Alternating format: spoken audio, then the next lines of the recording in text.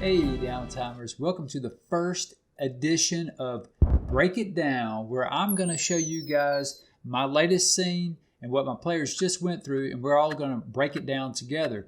So the reason why I'm doing it this way instead of showing you guys how I set it up is because I guess it might be all too enticing and tempting for my players to look at the videos and stuff and the streams that I do when I would put the scene together, right? So I don't really want my players to see the scenes before, and I don't really want to hold my videos for like a month because sometimes some of these scenes take quite a while for us to get through.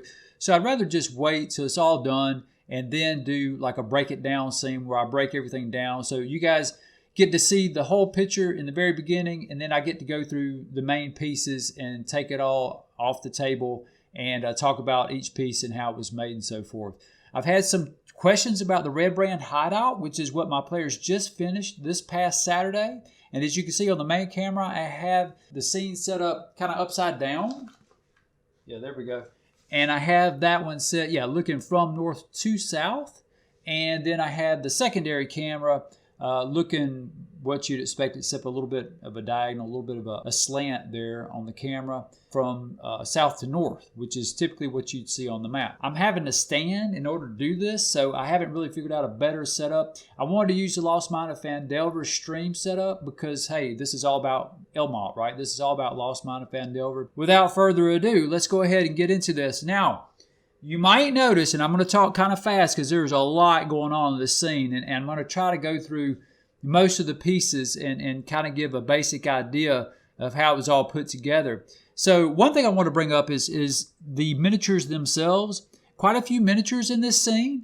You got bugbears, you got Redbrands, you got the BBEG, and with the glass staff, right? And then you got the captives, right, from Phandalin, and then you might have one or two other little things like maybe the Mage's Familiar. Oh, and the one-eyed monster down the Crevasse, right? So, and Droop. Okay, one of my favorite NPCs of all time. I'm really happy that the players have taken to him. It's a lot of fun role-playing Droop because he really loves apples, and so do I. So it's just, it's kind of like an extension of my personality, I guess. And about the same intellect, really. So one of the things I want to show you guys are the miniatures. So here is what I did for the Norfolk. Now, I actually made this. This is a hot glue copy of some sort of cat or something, like a wolf. I can't remember, to be honest with you. But anyway, made a copy of that. I'll try to get it on a better camera. I don't know if you got... Let's do it on this one. There you go. You might be able to see that. So yeah, not exactly, what a Norfolk looks like, right? That's the main reason why I wanted to show it. Really nothing like what a Norfolk looks like. But the Norfolk was in the shadows the whole time, and I thought it'd be kind of cool to have one that's kind of clear so that you have kind of that ghostly kind of vibe going on. So like he's really hard to see. Maybe he's invisible. Maybe he's got improved invisibility on, whatever. And then, of course, I have the eye. I just got a little bead. The wife wanted to get rid of some of her cosmetic jewelry. And it just so happened I got a green bead from that. And so that green bead became the eye for my little hot glue sculpted version of the Norfolk. The bugbears. Okay, now I got these guys from just a basic, kids toy set or whatever. So I haven't had a chance to paint all these guys yet. So these are just your generic bugbears, and they work pretty fine. I got this from a Toys R Us bucket years ago. If you've seen my miniatures on the cheap video, you've seen those guys. The Redbrands. Now, these guys are from the Mage Knight miniatures, and these guys are, I think they're Rangers, Cursed Rangers or something. So I thought they worked pretty well. They have a melee weapon and a longbow as well, so in case they wanted to go range, that would work out as far as you know, the players seeing that and recognizing the fact that they can do melee and ranged attacks. Just painted a little bit, put a little bit of red on them, on the shoulder guards there. If you've seen my miniature rebasing alternative video, you know about my technique for the bases here. So this has a big clunky dial on it, but I kind of like them. I mean, they take a lot of room on the table, but I think they're worth it. So I just put electric tape on that, and I just painted up the electric tape. I think it looks pretty cool. So, you know, like literally putting electric tape on each one of those, it takes like 10 seconds each, and then you paint those, and it only takes about maybe, I don't know, 10 minutes for each one. It's super fast, and it's actually faster than tearing the bases off with X-Acto knives or whatever, and then putting another base on. It's actually way faster than doing that. Plus, you get to save your bases in case you actually want to play Mage Knight later on, and maybe you want to give your miniatures to a friend, or maybe you want to give your miniatures to your children later on, and maybe they want to use them for Mage Knight or whatever. And then so you could just take the tape off, and then bam, you got the dials there.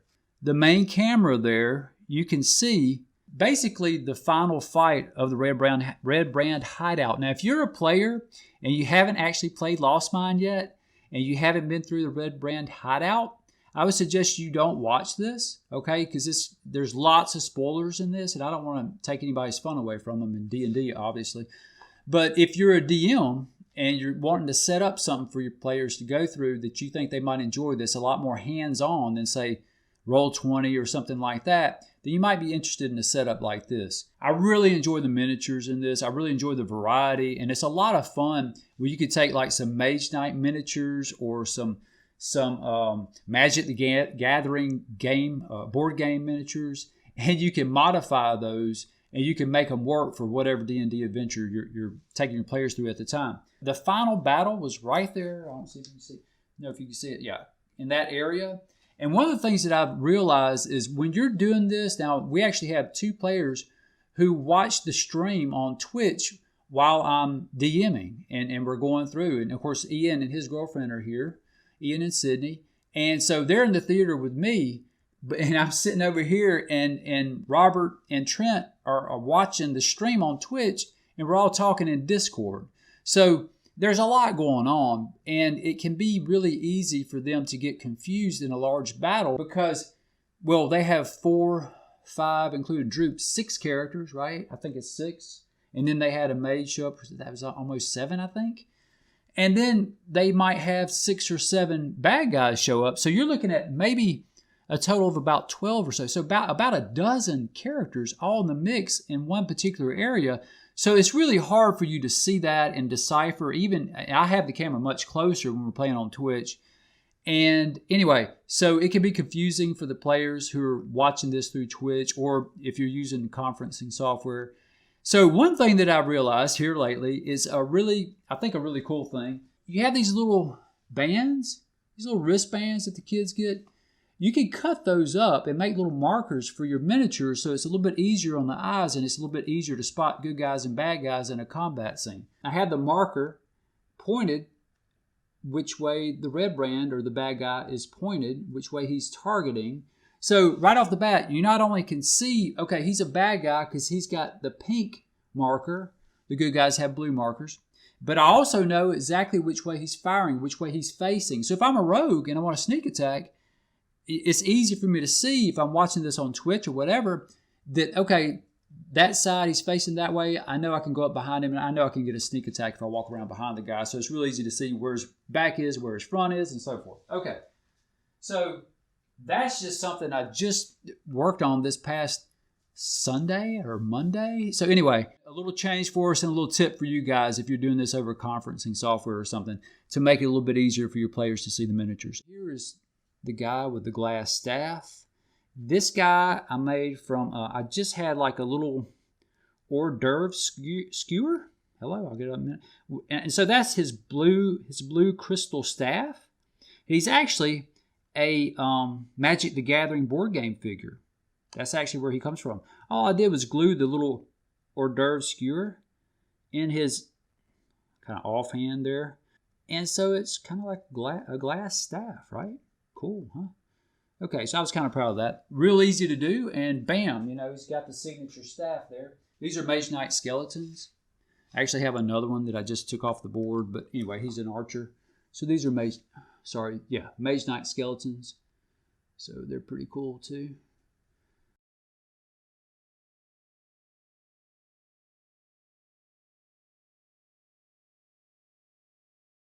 I do want to show you guys Droop. This is my version of Droop. This is another Mage Knight. I'm sorry. This is another Magic the Gathering board game figure. There are actually some goblins in one of those board games. And this guy here, I just painted him up. And wow, he's one of the goblins. He's really tiny. But you see the blue marker. So he's currently considered an ally. This is a hot glue copy I made of the lady with the broom. Not the best copy in the world, but you know what? She works in a pinch, and I just put pennies on for the bases. Isn't that funny? Little pennies. Hot glue those suckers on, put a little texture on them with hot glue on top, make it look like dirt or something, and then a little bit of brown paint, and I'm just going to throw her on the table. Bam, we're done. And actually, this is another hot glue copy I made of the little girl in that little set. It's like 12 figures. Wow. And it comes in a little black case. You get them on Amazon. And yet another hot glue copy. Okay, so all these are the hot glue copies of the metal figures you get on Amazon in the black case.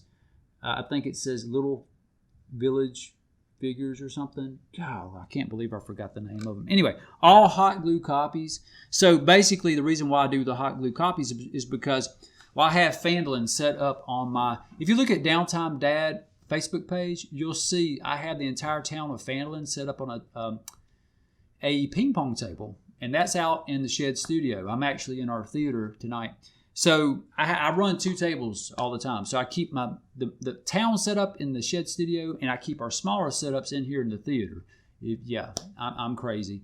These are all hot glue copies, and the reason why I like doing that is because, instead of one lady sweeping, I can have 5 ladies, sweeping their front porches and stuff or whatever in the middle of a town. And instead of just one, or instead of buying, 5 different packs of miniatures at $25 each, right? Save a lot of money doing it this way. And the copies, they don't look great, right? But they look good enough. They're definitely, functional as NPCs. So this is actually a Skylander figure.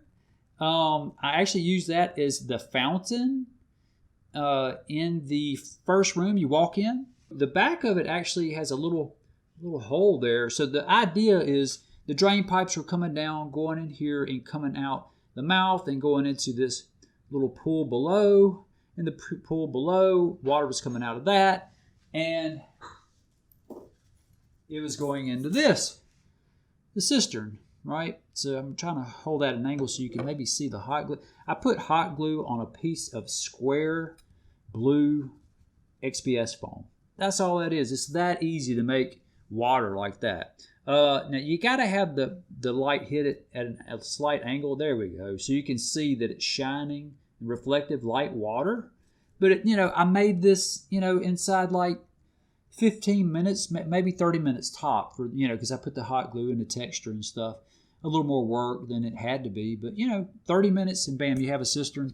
I have a Skylander little fountain here with a little cubby hole where maybe something could be hidden. The players did inspect this, but it was after they made a ton of noise and whatever was hidden in the fountain had already been taken. The main door coming in from the upper floor, the ruined manor coming down to this area. I really like this door. I don't do too much hardware on my doors because, well, I want my doors to be pretty generic. Some of the stuff I do is more symbolic. But I like the work I did on this door because it's got the little door handle here.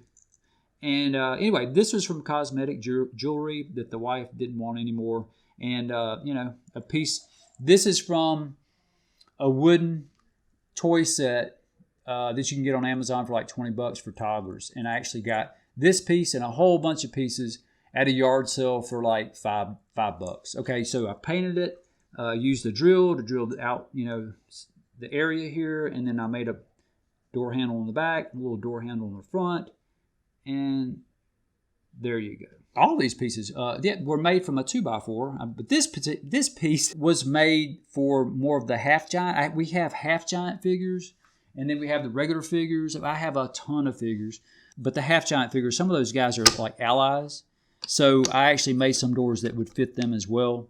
So anyway, but these, I really like doing these because all you do, you get a piece of 2x4 and you get your scroll saw and you cut them to the right width that you want. I think this is like about a 1/4 inch. Yeah, it's a little bit more than a 1/4 inch. And I actually did a video on and where I made some of these. It's on Twitch. It's saved as a highlight. So anyway, and you use a, you want to mark them every, I forget what it is. Like, I think that might be about a 1/4. Yeah.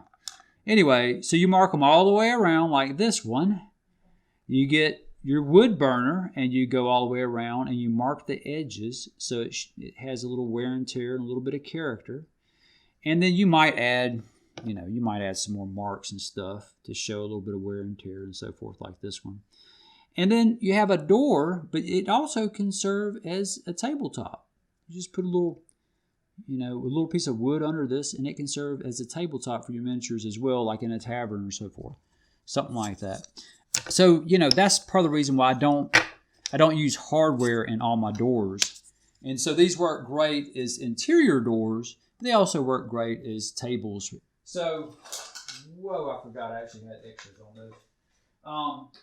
So, I actually made this bridge for this thing. Now, almost everything I do, or most of the stuff I do is modular. Well, all my stuff is modular. And it's all playable. But a lot of the stuff I do, I make it modular so I can just use it from one set to another. This I actually made for this particular scene. And the reason being is because I needed 2 bridges for this. Typically, I only need one bridge. For the crevice, I actually needed a trap bridge, right? So I went ahead, I made this, and these are paint stir sticks here on the bottom, and just popsicle sticks. And I actually didn't want to make this look too rough. I made it fairly uniform. And of course, I just chopped the rounded edges off the popsicle sticks. Painted it with the timber terrain color that I use. Most of the time, I believe it's nutmeg. As in comparison, I guess, to this one. This was the original one I made for the Cragmaw caves. Cragmaw cavern. With the goblins. So, yeah, there we go. And so you can see these are large popsicle sticks and the smaller popsicle sticks. And I've added a lot more texture with the wood burner for that. So, 2 different bridges, and of course one was trapped. The newer one was actually the trap. I needed kind of an extension for the original bridge I had made for the Goblin Hideout, the Cragmaw Hideout. And so I just got 2 of the paint sticks and put those under the main supports of the bridge. And then I just added some popsicle sticks and just stuck them on there. I didn't glue them because I actually like the shorter bridge like this. It looks kind of rough hewn, like maybe it was made by goblins. Okay, so some of this stuff is gifts that were given to me by some other crafters. And it's really cool because I have some really cool friends out there in the crafting community.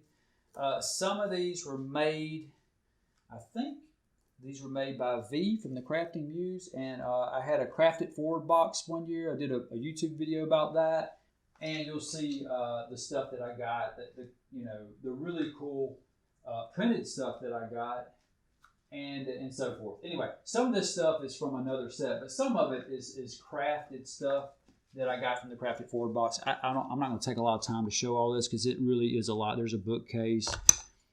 Some beds and, some crates and barrels and so forth. So anyway, cool stuff. These little sections here, these little wall sections, this is like a 2.5 kind of deal.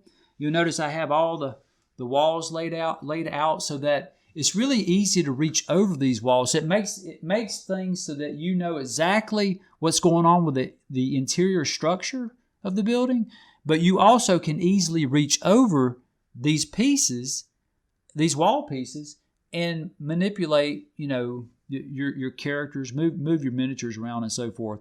And as a DM, they're awesome because I'm always moving NPCs around. I'm always moving stuff around, opening doors and all that. I like all my stuff to be made of wood, or most of it, because it's heavier. Okay, so this is particle board. It's heavier. It's usually sturdier. And it's really easy to work with if you have just a couple basic wood tools like a scroll saw.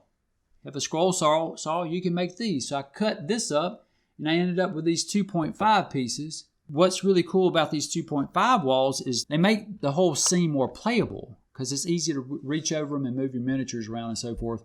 With the taller 3D walls, you'll find yourself kind of cherry picking, and that's a pain in the butt after a while. I know, because we used to play like that, where we had the walls that were like 4 inches tall or 3 inches tall, what have you. And so that really made playing kind of awkward because, if you're sitting down and the table is like chest height or maybe a little bit lower, you'll find yourself standing a lot and reaching over and cherry picking and all. And it's just not fun after a while. So these much shorter walls are much more playable walls to use. So all you need to do is get you a piece of that particle board I just showed you. And, obviously I had some really long pieces. And just start making cuts. And so I think I did like a foot and 9 inches and a half a foot. And I think I did a 4. I did a 5, 4, 3. And then I did like a 1.5. So I did I did a huge variety of these. And reason being is you want a huge variety of measurements or lengths of these. And I think they're like a 1/2 by 1/2 because you want to be able to set up all sorts of scenes with them. It's a 1/2 inch thick.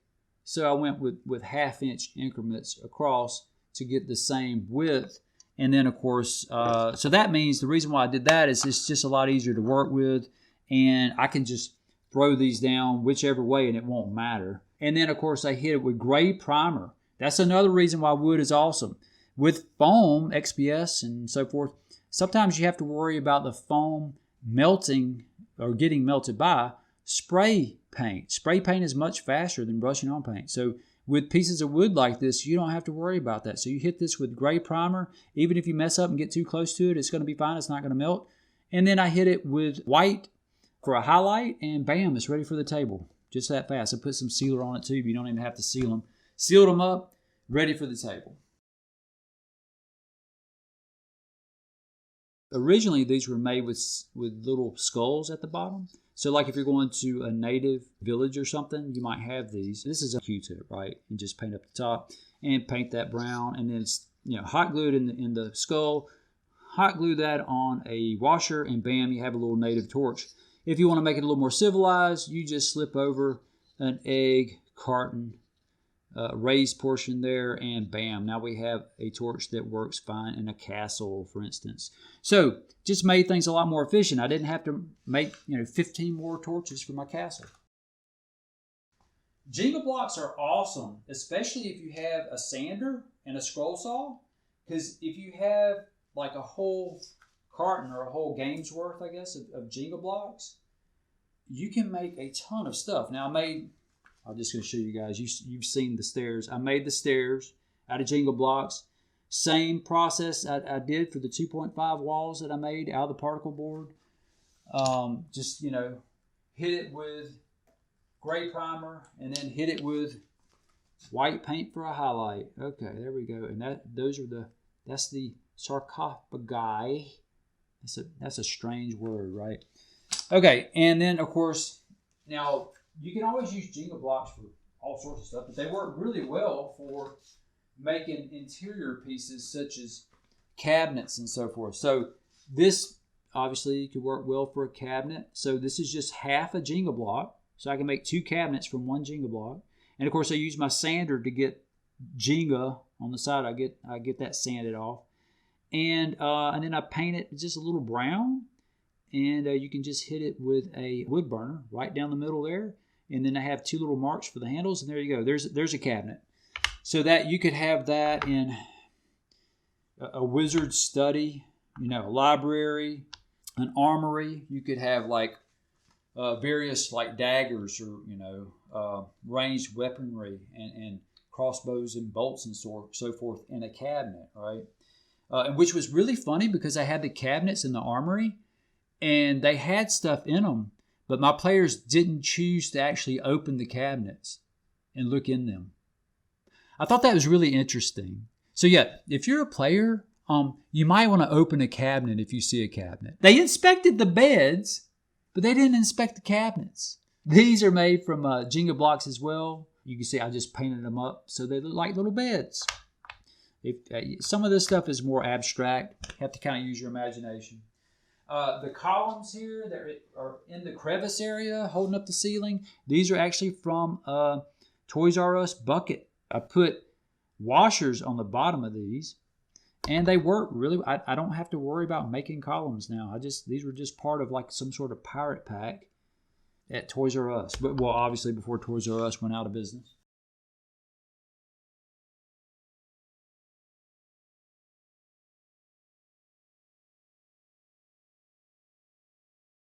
These pieces are actually, they're relatively, I mean, they've got a little heft to them.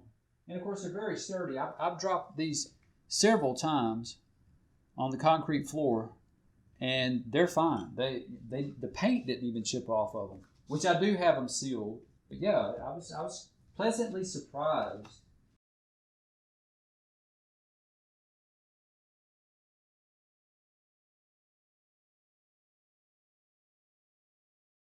You might have seen this stuff before. If you've seen any of my Facebook posts before, these pieces were made for the Cragmaw Hideout with the goblins hide. And the first scene that's not extremely easy to set up, right? And that is pretty much like the goblin caves. And so I made these pieces for that particular scene. They work pretty well. I was really happy. It's actually plastic encased foam. So plastic clad foam board is what they call it. You see, that's the back there. And I got this for free. Pretty cool. Cut this again with my scroll saw. Yeah. And then highlighted it, threw some gray on, threw some brown, tan, white, and then highlighted with white around the edges. And bam, there you go. You got a nice big piece of terrain for your caverns.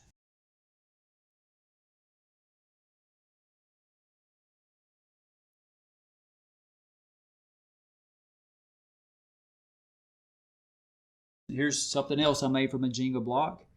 A little treasure chest or a foot chest to go at the end of a bed, which is exactly what this is here, or is used for. And of course I used my scroll saw with a Jenga block and my wood burner. And just added just a little color for the lock with a Sharpie. One of the metallic Sharpies. Metallic Sharpies look great for anything like brass or bronze or copper or silver or gold. Any of those look great. Just use a metallic Sharpie and it looks better than paint. And it's actually a lot easier to apply than paint.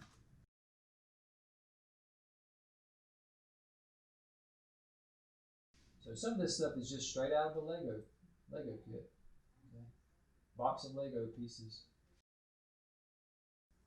Little piece of wood that I got from the wood castle. Just paint that sucker black, and then hey, it's a pit trap. There you go. Just symbolic stuff. It doesn't have to look exactly like what it is that the players or the characters are experiencing. Okay, so these I actually just made these real quick. So wooden toothpicks in between or stuck in particle board.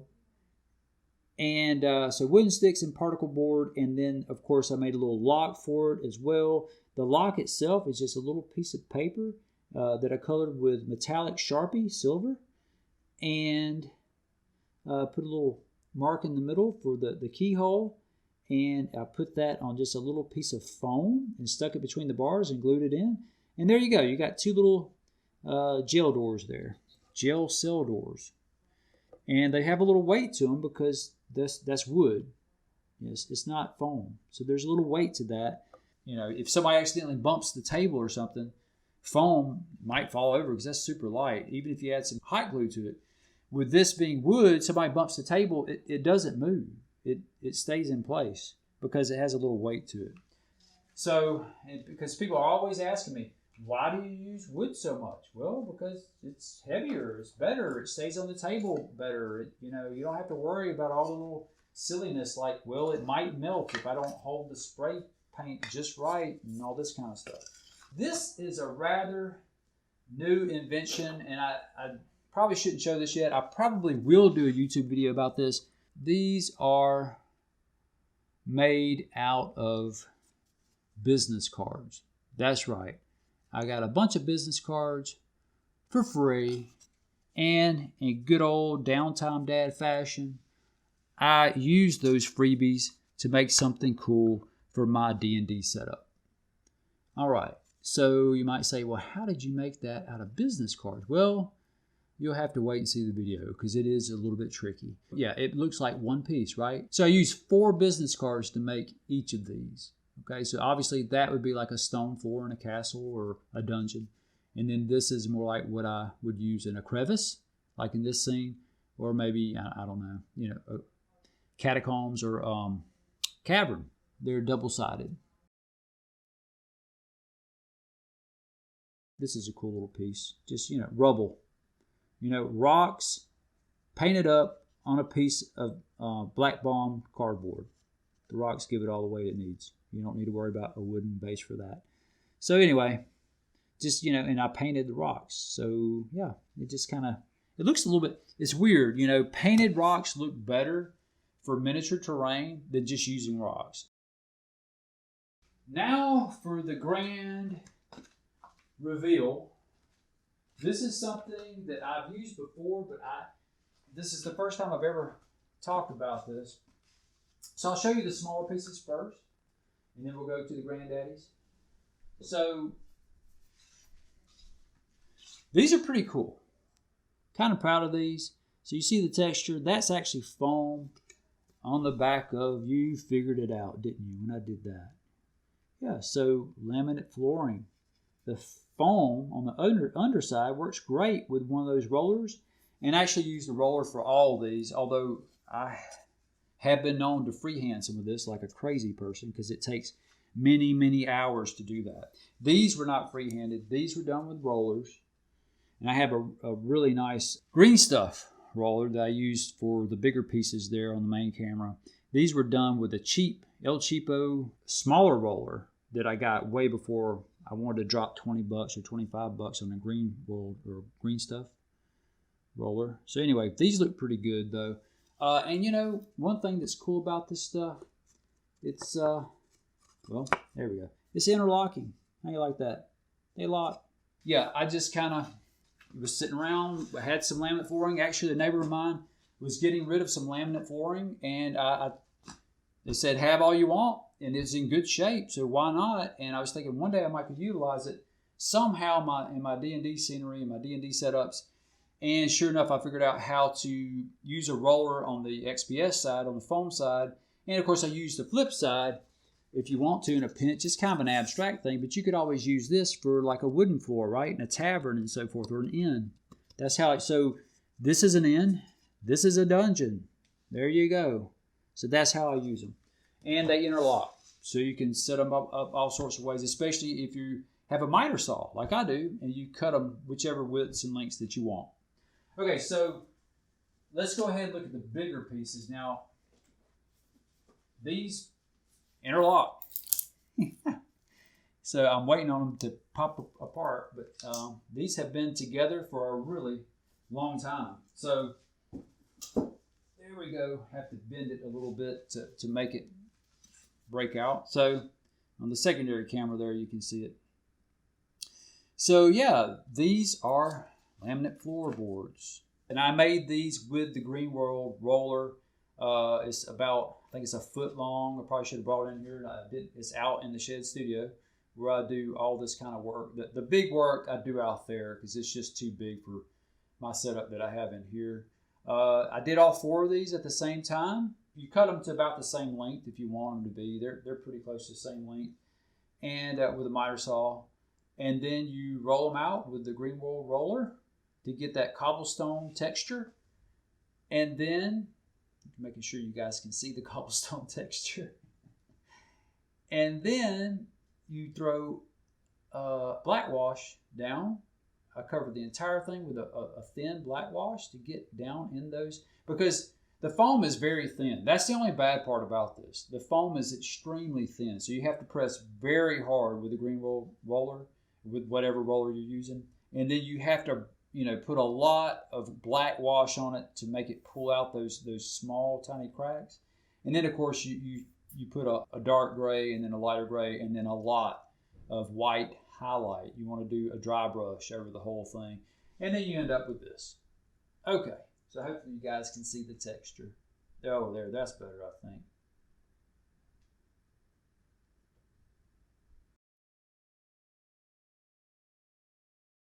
This was a little bit different for me. I typically, you know, don't have a crevice in the middle of a dungeon, right? So I had to think, you know, well, one part of this is going to be the long pieces of dungeon flooring that I have, right? Made from the laminate flooring, right? I knew that. I knew one side's going to be like 3 boards, the other side's going to be 1 board, and I've got to figure out something. And I found the other 2 smaller pieces. I actually made these. These are the first ones I ever made. I actually made these like 2 or 3 years ago, a long time ago.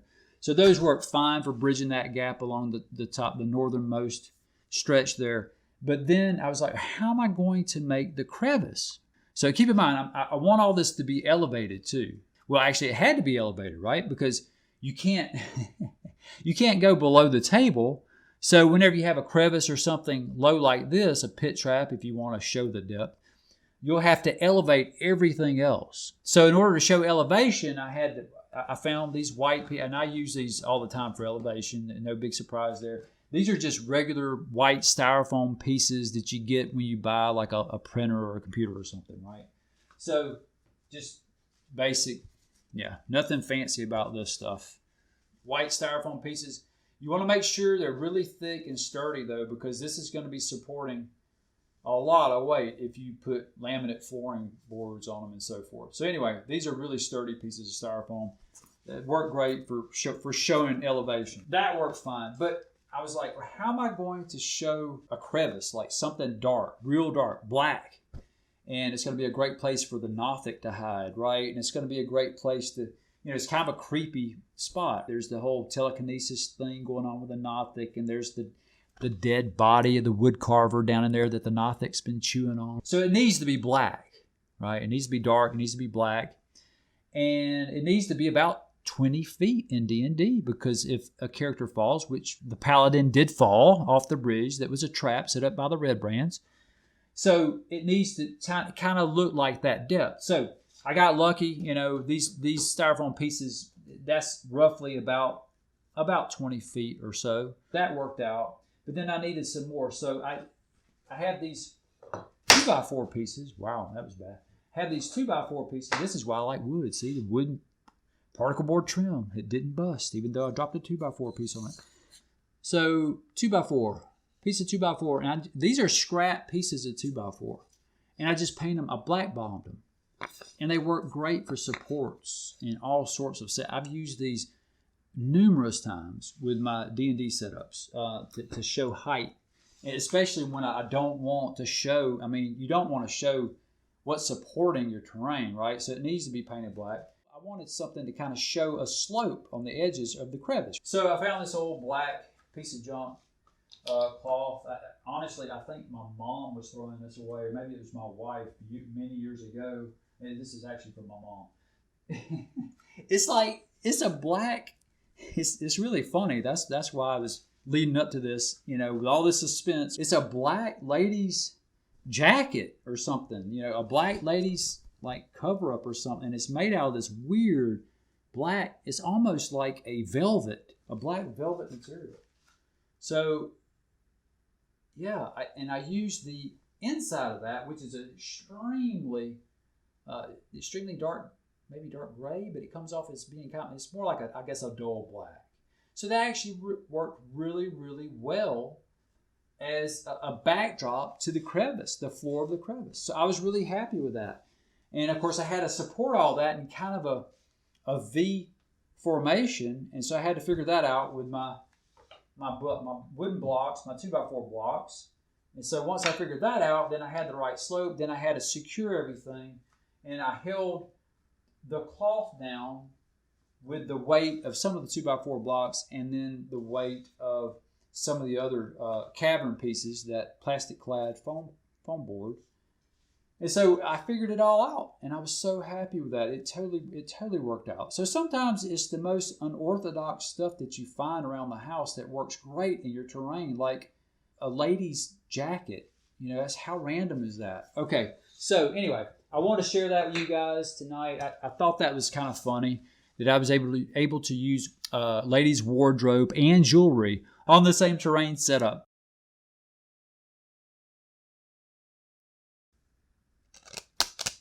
And of course, as you're going through the scene, you don't want your players to see what you're doing. You don't want them to see the next room over or whatever. So I use these a lot of times, and I did in this scene, I'll use these as little walls to cover up the next room coming up. So basically fog of war. You don't want walls to hinder you when you move your miniatures, but at the same time, sometimes you need a little wall to hide the next room over or whatever from your players, right? So that's when those will come in handy.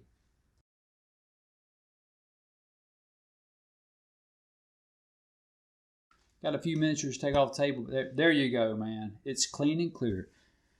We broke it down. Break it down, y'all. All right, it was a lot of fun, guys. I hope you guys enjoyed this. This scene was really something. The players told me that they really appreciated it. They could tell I put some work into it, and they really enjoyed it.